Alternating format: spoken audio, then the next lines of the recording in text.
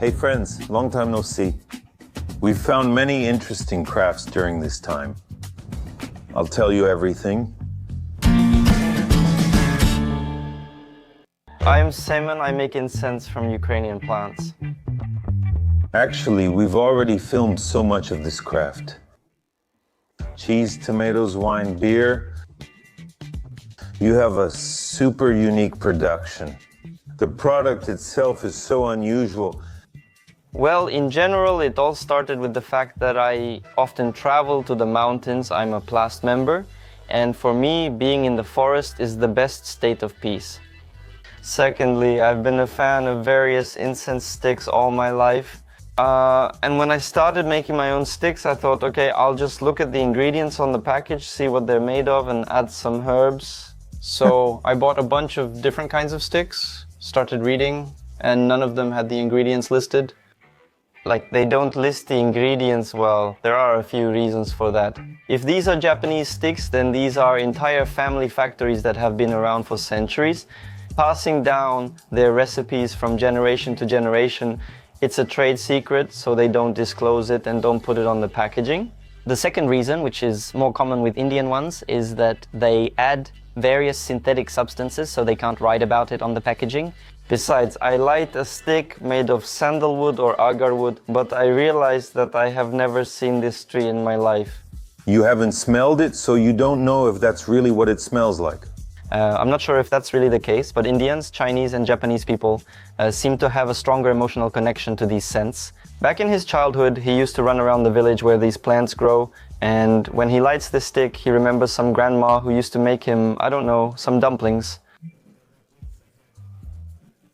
Okay, the scent is nice, but I don't have any connection to these plants. I thought, why aren't there any sticks with Ukrainian scents? I started researching this topic and realized that it's not just in Ukraine. They don't make them in Europe either. So everything that's in Europe is all imported from Asia. Are you the sole manufacturer in Europe? Well, so far I haven't found any others. Damn, that's cool, a monopolist. For now, yes. In general, I thought it would be cool to create such a concept for the first fragrance series. These are the natural zones of Ukraine. In general, there are 5 main ones in Ukraine.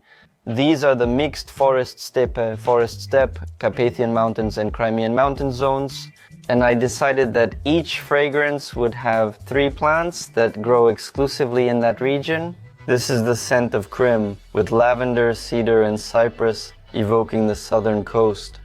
Indeed, there is a scent of Crimea. I don't know why, but for me it's immediately Sudak, the Sudak fortress. It happens suddenly, and those times come to mind. So the problem I wanted to solve for myself was that when I light incense sticks, I want to have memories from that place. And it, I don't know, worked perfectly also for other people.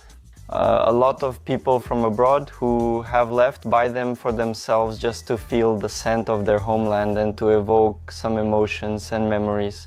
Where did Mus go? He lived in Crimea with us. Let's check which region and what's the smell. I heard everything. There is such a smell when you walk to Maizarek and there are those junipers there. In Koktebel, where there's that grotto, and up there is a juniper forest. You know, when it's really, really hot, and there's Ukrainian juniper, that juniper forest, some of those junipers are 700 years old, and there's this certain feeling of pine needles there. There are actually 2 coniferous plants there, cedar and cypress.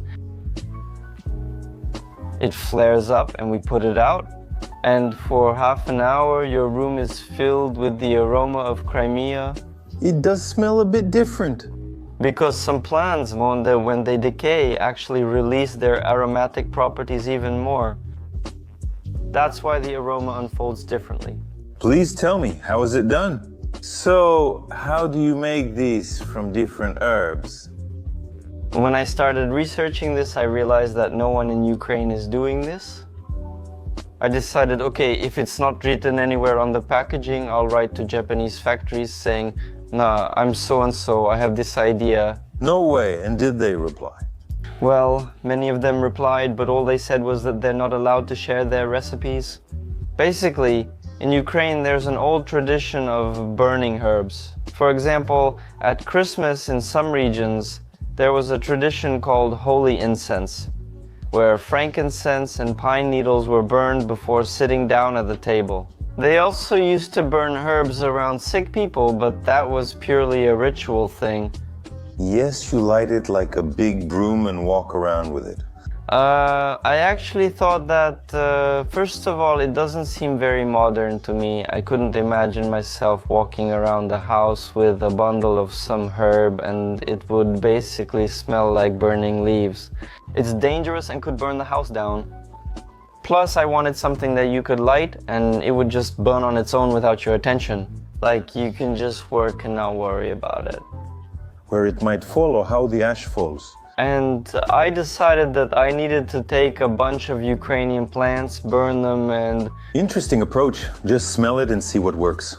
Smell it and find what among all that doesn't just smell like burnt leaves. It started when I went to the pharmacy, bought things like oregano, wormwood, sage, chamomile, burned them, and managed to figure out from all that a list of plants I like, ones that give off a certain aroma, or whose scent can be adjusted or balanced with other components.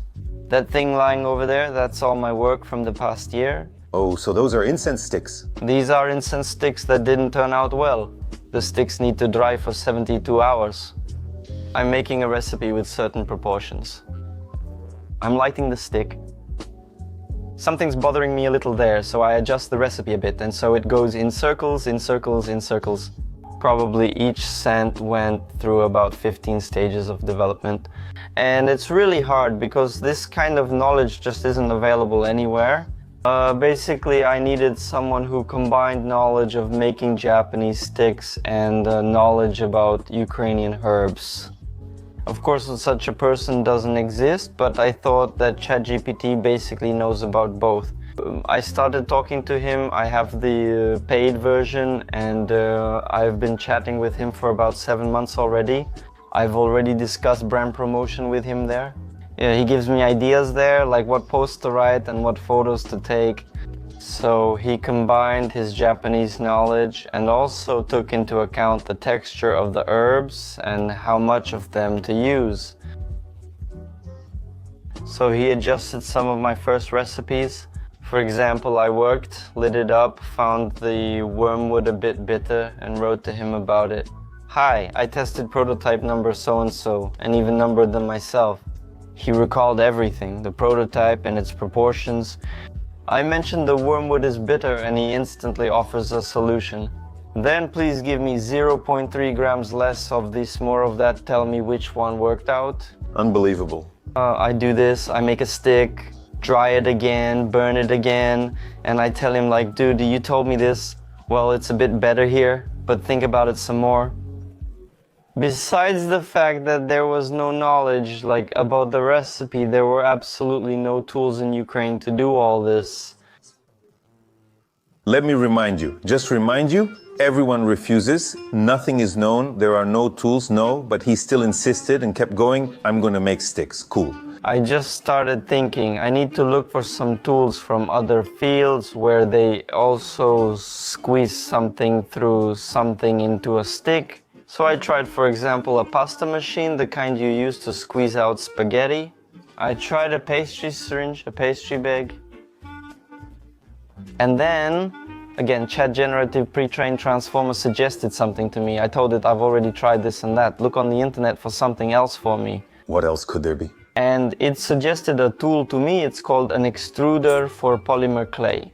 So you put in here, ideally polymer clay, but in this case, dough for sticks. The first, I don't know, hundreds of my first sets that were sold went through these tools. This thing took a very long time to arrive from China. It's actually a special tool for making incense sticks. But to afford it, I had to struggle and make incense sticks first. Has this become a business? Are you earning money from it? Yes, I make money from it. So it's a business, right? Yes, but I wouldn't want to present it purely as just making money. I strive for us to build a community around Ukrainian fragrances. And so that, just like the Japanese started this process centuries ago and developed it up to today, Ukrainians would start exploring their own plants through the Dukmian brand, not just their medicinal properties, because about that, There's already plenty, including flavors like Ivan chai. but the aromatic potential of our herbs hasn't been revealed at all, and it's such a long journey, and I want to unite many people around this. I have 3 scents right now. There's steppe, which includes wormwood, sage, and mint. There's a Carpathian scent, which includes Ivan chai, thyme, and pine. And the Crimean scent with lavender, cedar, and cypress. After this natural zone series, scents of mixed forest and forest steppe will follow. Then I already have an idea for the next series. I want to focus on Ukrainian nature reserves like Askania Nova, the Gorgani, to explore what plants grow there. It will be a big series, maybe more than 20 or 30 of these reserves. And in the Ivan chai scent, I use fermented Ivan chai. Wow. So at first I tried burning this Ivan chai in its regular form. It has a completely different aroma. This is standard Ivan chai, Well, yes, a classic familiar smell. but the fermented one during the fermentation process releases more of its aromatic properties. How much does this little package cost? A set of 11 sticks costs 444 hryvnias, and for 22 sticks it's 777. Please show me how this beauty is made and how difficult it is. I get that we won't share the recipe since it's key, but what about the process? We'll show what we can show. We'll make the fragrance of Crim with you. For this, we need lavender, but what's important is that we only need the flowers. And where do you buy lavender? Mom grows the lavender. That's really cool. Well, I actually grow a lot of these herbs myself with my mom, and if there are some that grow in the wild, I just look for different grandmas and grandpas selling them on OLX. We pour this lavender in here. Wow, it's like powder. Look, We sift all of this. I'll try to share the recipe with you anyway. So 6 grams, 6 and 5. Next, we add our secret ingredient, which I won't reveal. So is this a base that flavor is added to? Yes, it's a basic component. Well, while we still have a bunch of secrets there, I want to show you this, friends, so you can scan it and buy yourself the scent of Crimea or the steppe or the Carpathians. There will also be some secret ingredients here. You might not want to film this, but it's all from plants as well. We've mixed our dry ingredients, and in addition, we're adding essential oils to the scent of Crimea.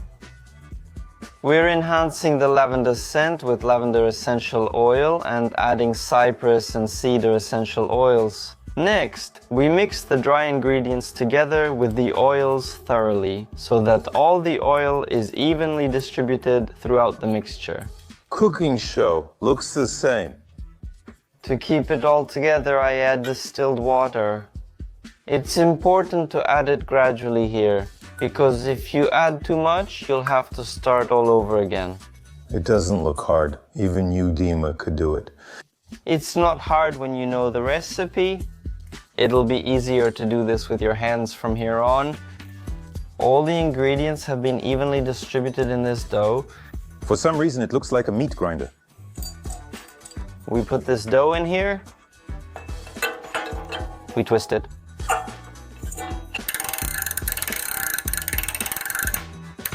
Next, we just do it like this, 1, 2, and then we take the board and bend them, and they dry in these gaps. It dries for 72 hours. When it dries, it becomes like this. That's it, we've made all this beauty. Where do you sell? Where can people buy you?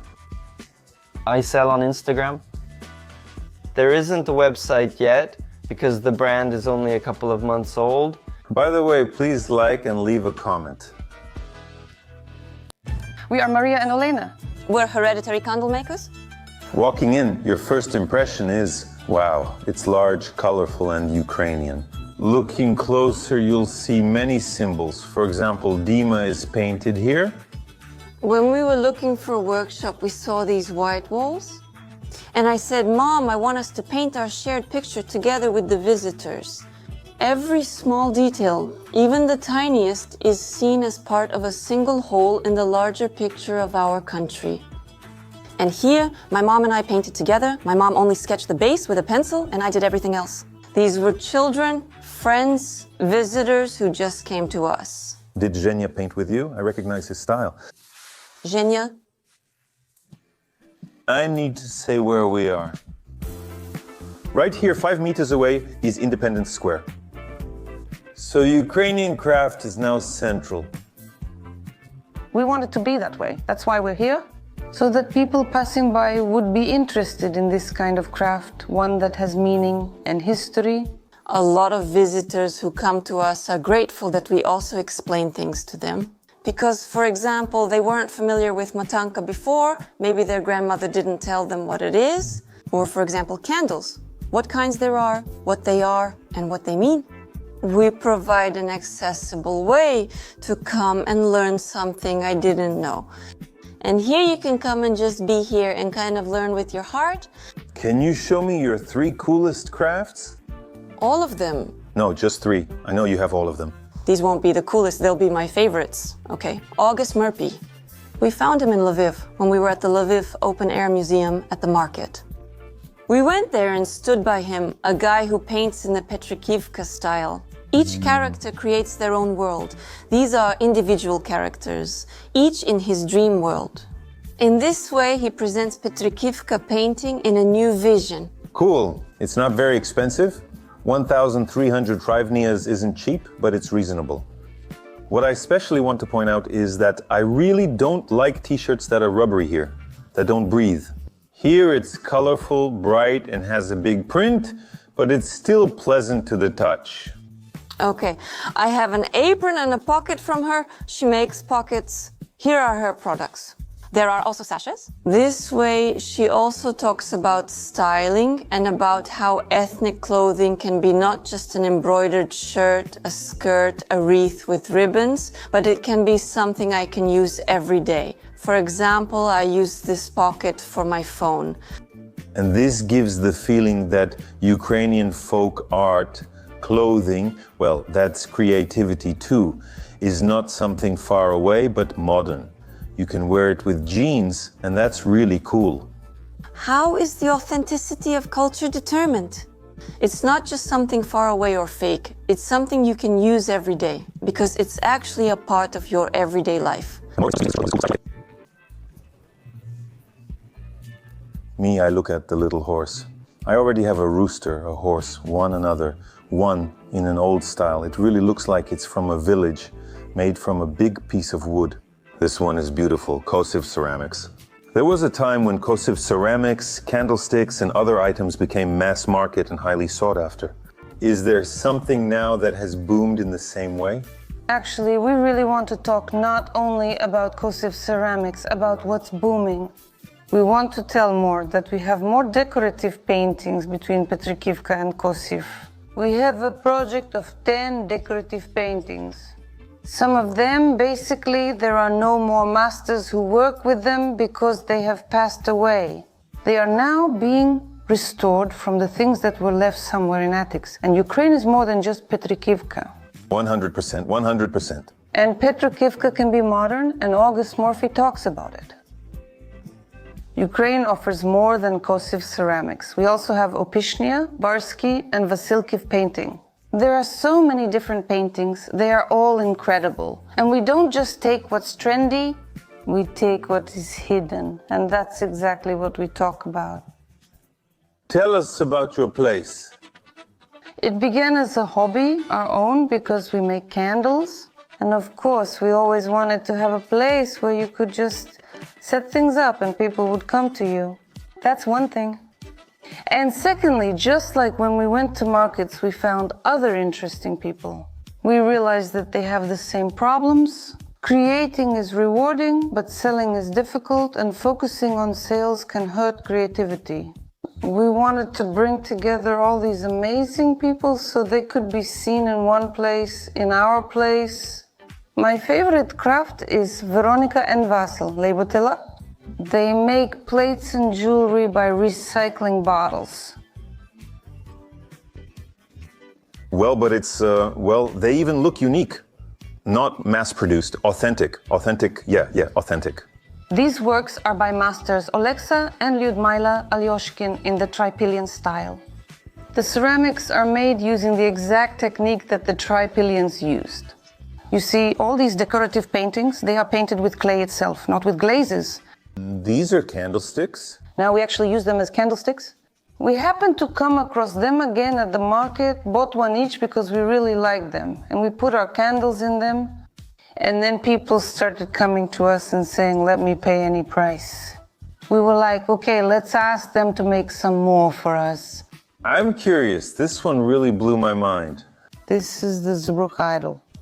This is actually an idol from the pre-Christian era. It was found in the Zbruk River.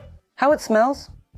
And it remained almost intact, one of the few of its kind. Now the original, is kept in the Krakow Museum because it was found at the end of the 19th century. At that time, it was the border between Poland and the Russian Empire, and it was taken to Krakow. Here, Slavic gods are depicted. A copy of this idol stands in the small square between St. Sophia's Cathedral and St. Michael's Cathedral. This series is called The Code of the Nation.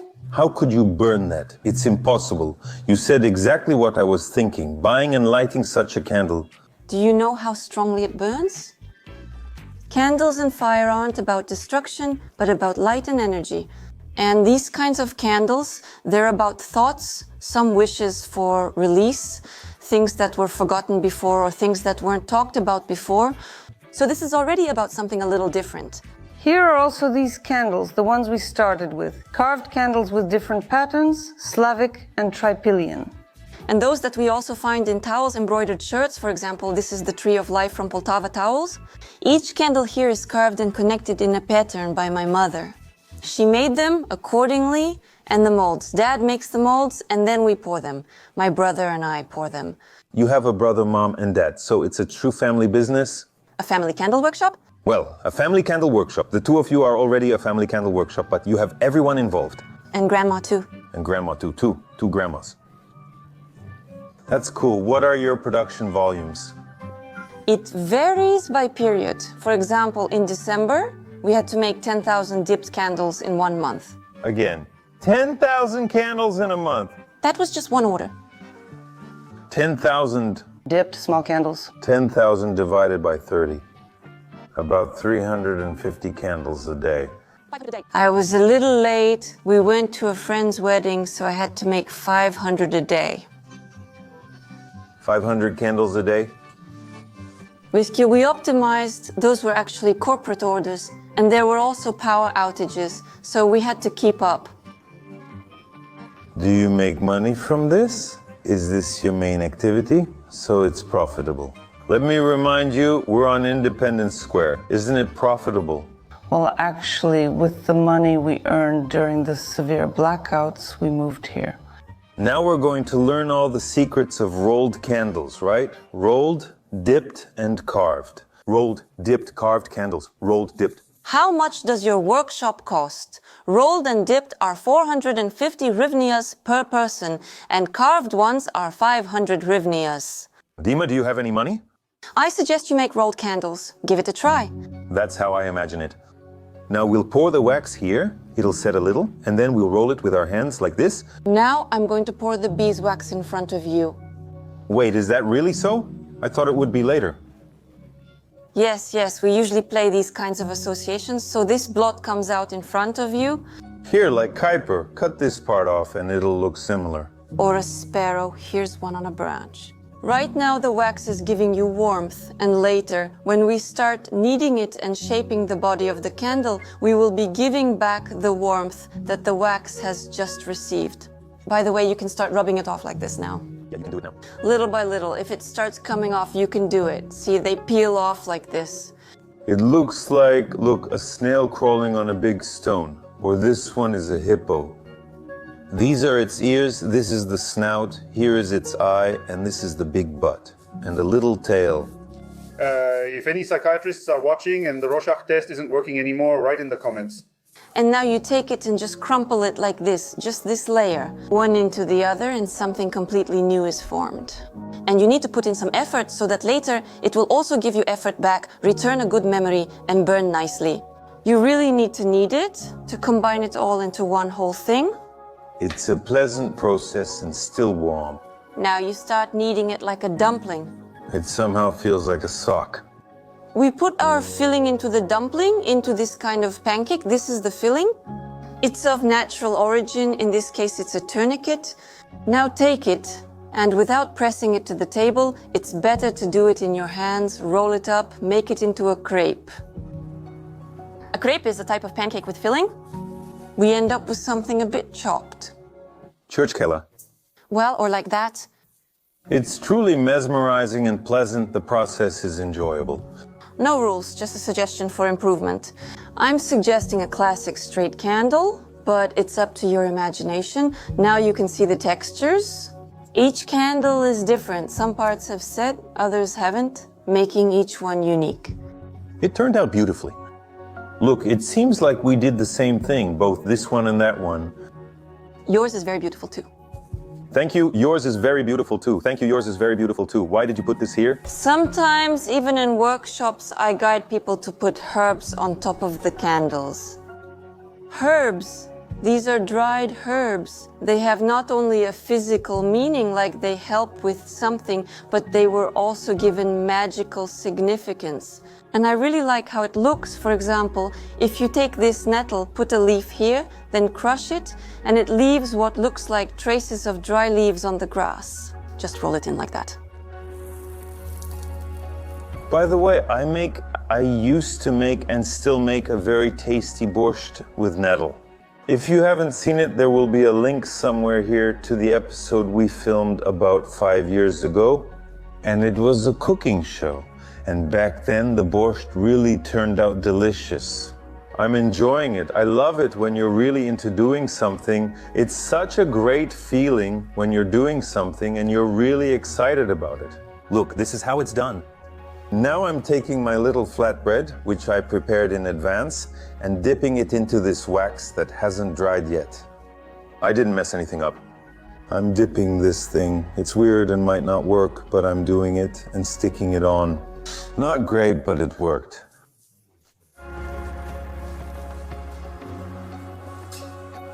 That's how it's going to be. Uh-huh. Do you need help? That's how it's going to be. Uh-huh. No, it's so it can stand. I'm already considering the technical details. And they're still soft here and here. Yes. At first I made a glass of wine, and after that I realized it was a crab claw. You know, sometimes it's not worth explaining. Damn, you're a genius. You should be writing books. Perfect. That's how I see it. Just a figure. Yes, that's all. Oh, what's that?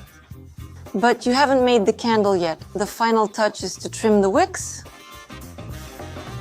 Well, something like that, yes. Music. Tell me, what does this remind you of?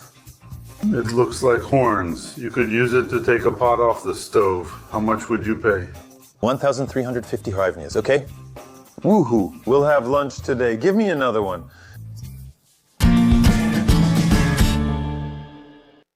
We are Oksana and Ole. And we created Ruta. This is the quintessence of all Ukrainian botany in one bottle. So it's a collection of Ukrainian plant life designed to heal the soul, invigorate the body, and lift your spirits. But it's not medicine.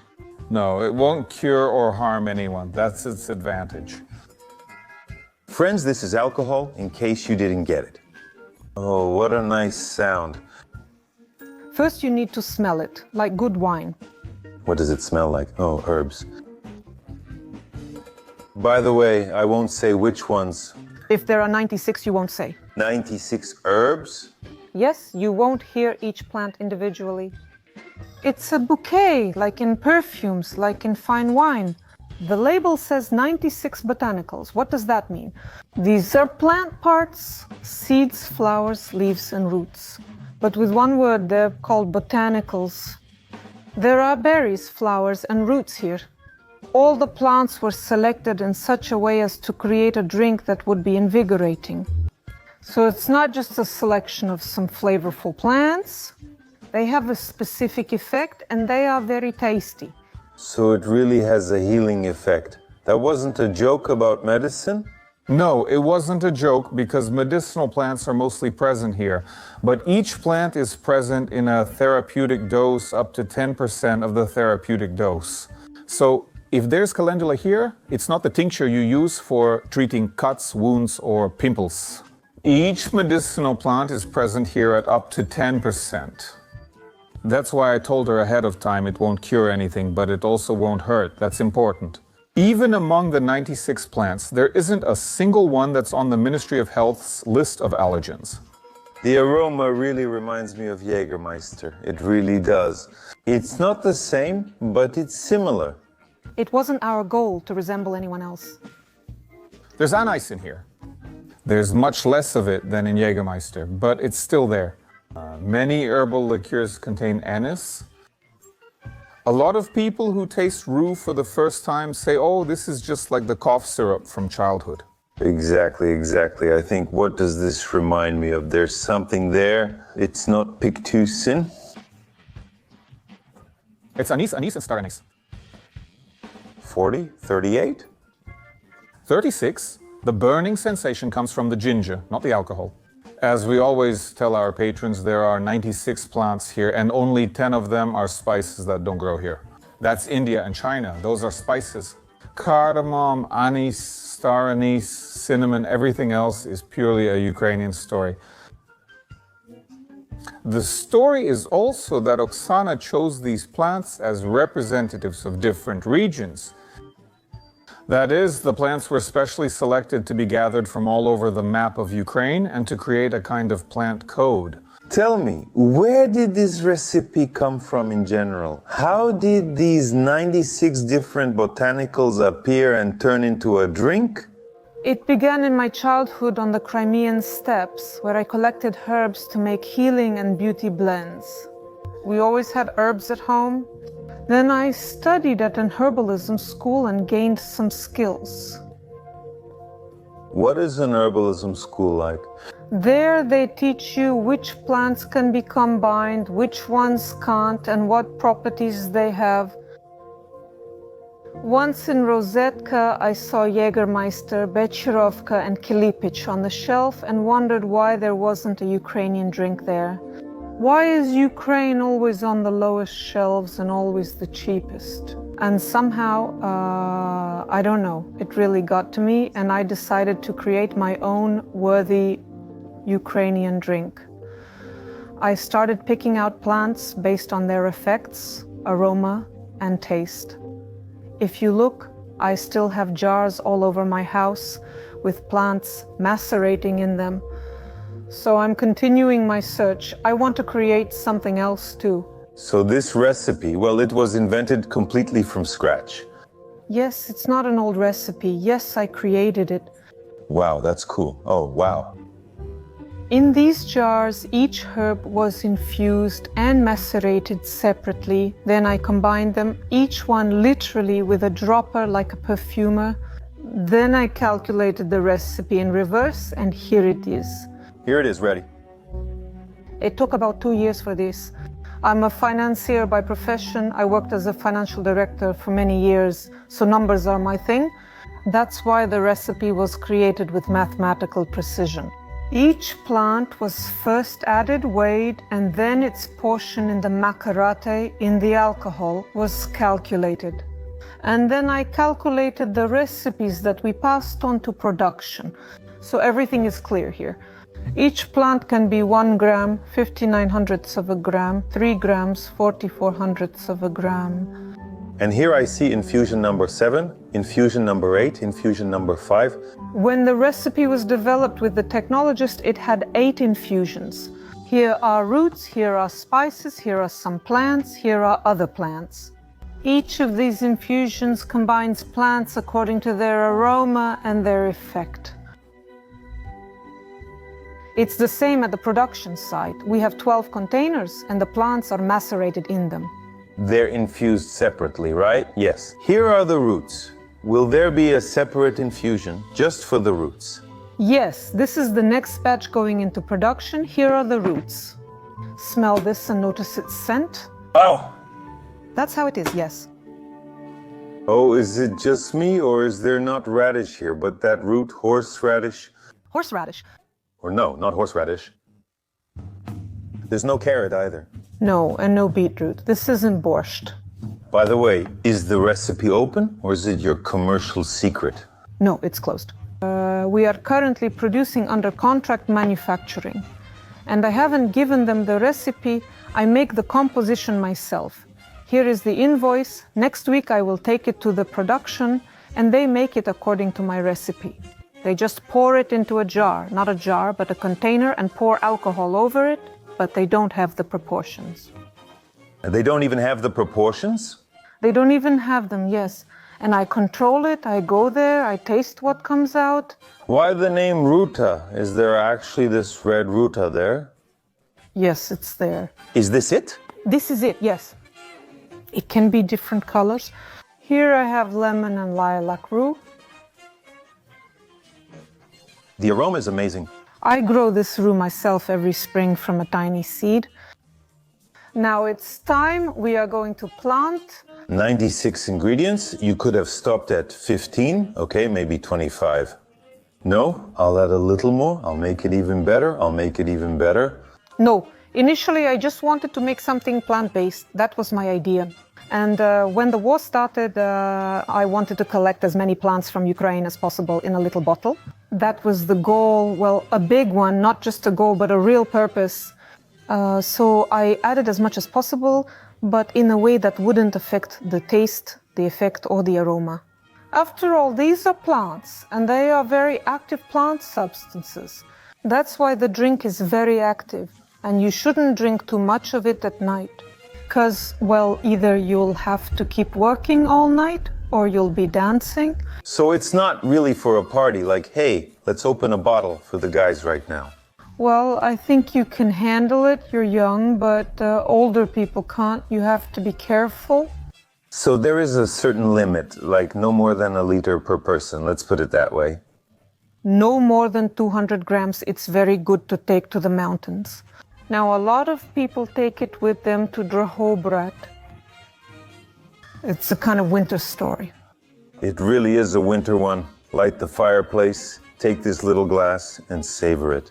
It's not like vodka or whiskey, where you sip it over ice, you don't really drink it.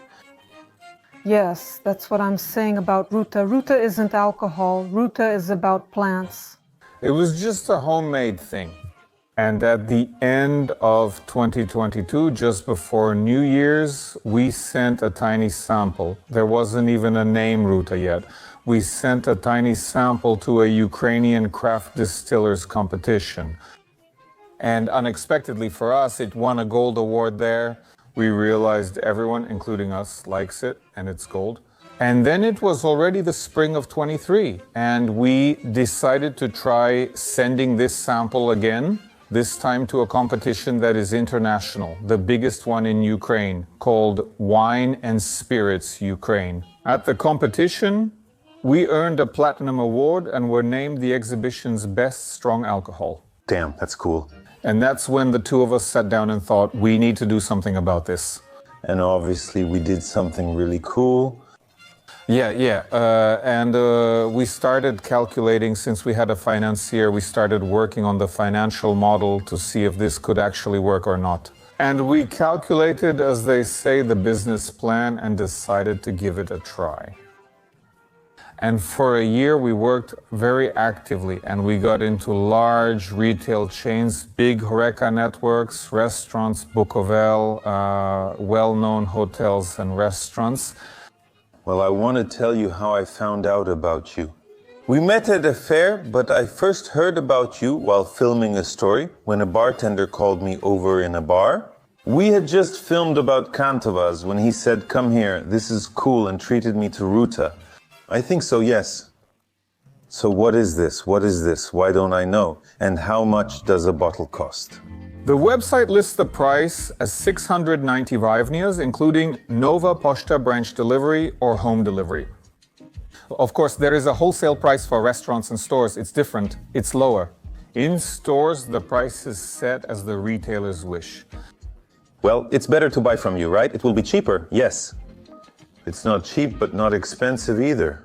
It's pricier than Jägermeister.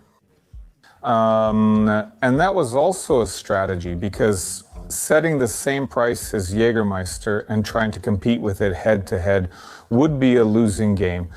I mean, with their advertising volumes and advertising budgets, trying to compete with them would have just been suicide. And setting a higher price, isn't that suicide too? No, we need to discuss this. Yes, please. That was also calculated. We made a Ukrainian premium product. It can't be cheap or cost anything. It has to cost more than Jägermeister, because Jägermeister is a very famous drink, but it's already an industrial product. I mean, with their volumes, it's like Kazakhska Rada vodka, so to speak. It's a simple drink made by the millions of liters each year. We're craft, herbs, grasses, manual labor, small batches, so it should cost more. And why is it premium? Not because we just wanted it that way and decided so, like, what should we call it, premium? No, on our ads, on the posters, it says a premium drink is the one that's been awarded prizes, and we have more than enough awards. We already have 6 awards, of which only 2 are platinum, the rest are gold. And this one, by the way, is our latest award, which we received in June 2024. It's from the world-famous International Wine Spirits competition. They gave us 95 points. Anything above 90 points is already a gold award in any case, and 95 points is out of 100. So in terms of evaluation and competition classification, that's a very high score, 5 with 3 pluses, I would say. Cool. And once again, let me remind you, these are just people who got together and created something new, Ukrainian, awesome, from scratch, and you still haven't tried it. I'm Anastasia and make sun-dried tomatoes. What's the deal? The special thing about our tomatoes is the oil that we add to them. We only add olive oil, and only from the island of Crete. We buy it from top stores. The uniqueness of this oil is its low acidity. The acidity is up to 0.3 on average. And why is that important? I'm just curious. It's for our recipe. We've tried adding oil from South Africa. We've tried all kinds. And we only like the taste of tomato with this oil because this oil is low in acidity. To balance the flavor, we add Spanish capers, which, on the contrary, increase the acidity. I want to taste it, of course, because I'm going to criticize. Is that okay? I'll tell the truth. You should. That's great. You should. What a stick. It's an olive tree. Try it without bread. Without bread? Yes.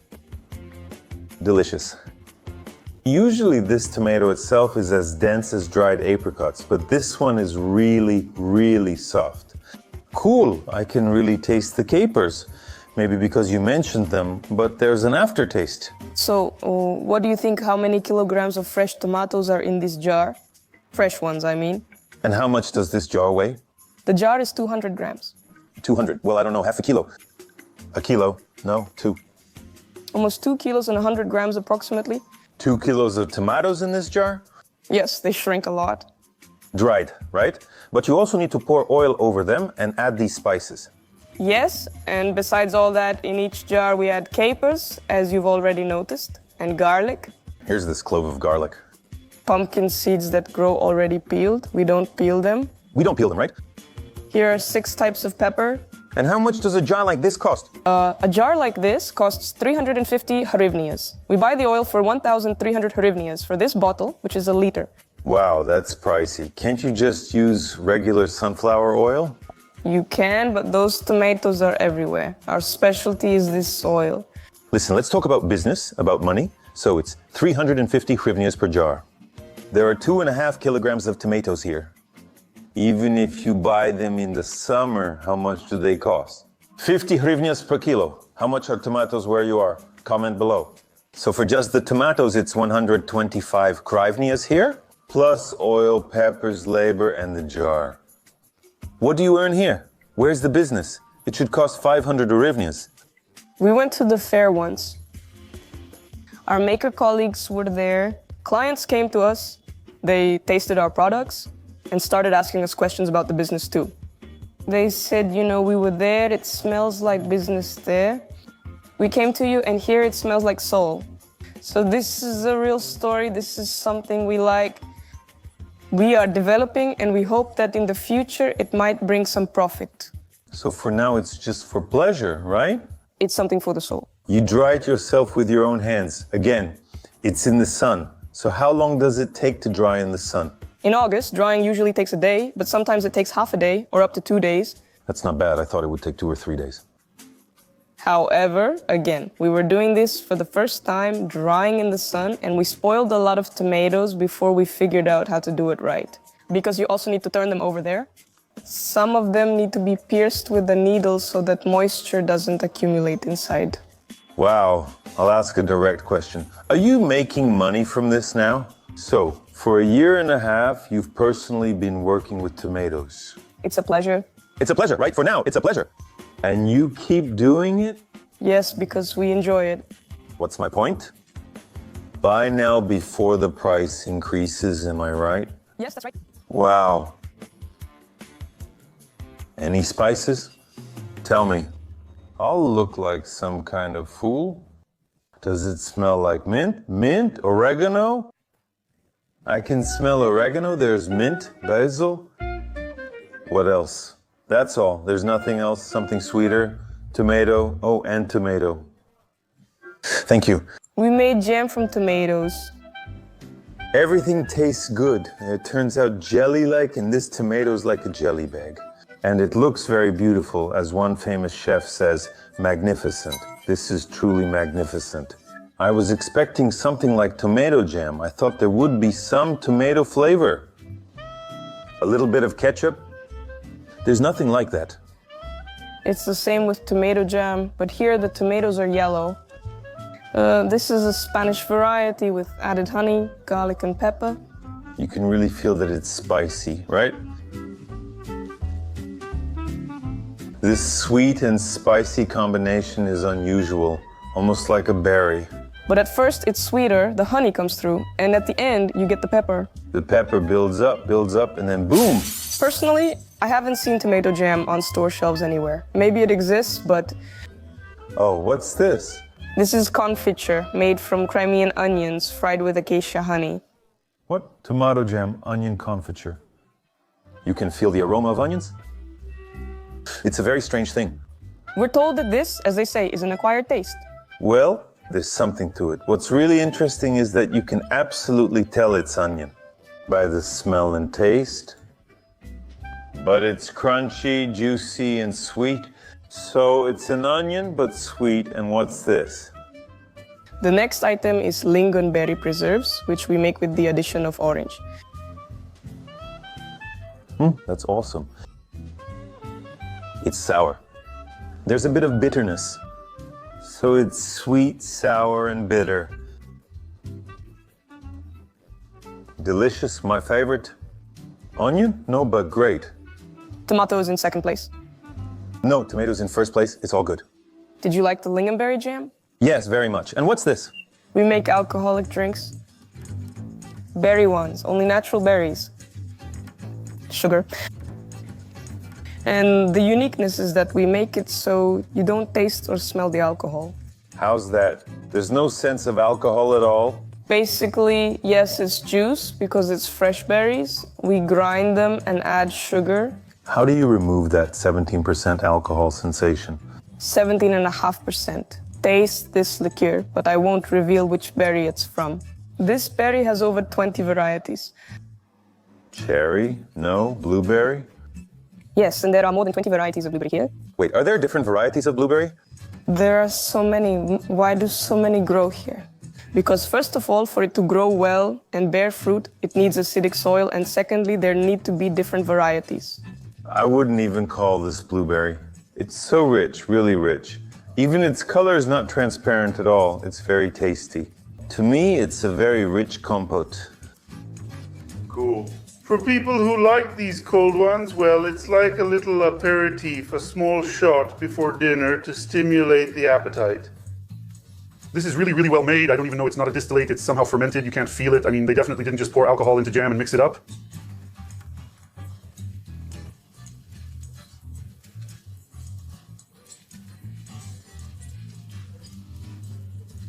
Let's ask now, how do you make this?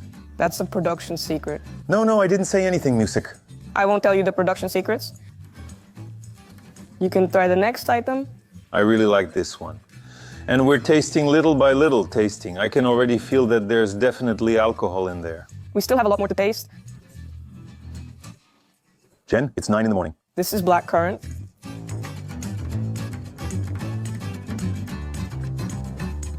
Oh, it's sour. Oh, cool. Tell me, where are you sold? Where can you be bought? At the moment, we are selling on Instagram through our Instagram page. Also, The link is in the profile. It's in the description. we attend fairs in Kyiv and the region. These include Visis Voi, Lokalis, and Eco Expo. So, every weekend starting from March, you could say the season begins, and you can find us somewhere in Kyiv. We usually make an announcement on Instagram, and people can come to taste before buying, choose their favorite, and make a purchase.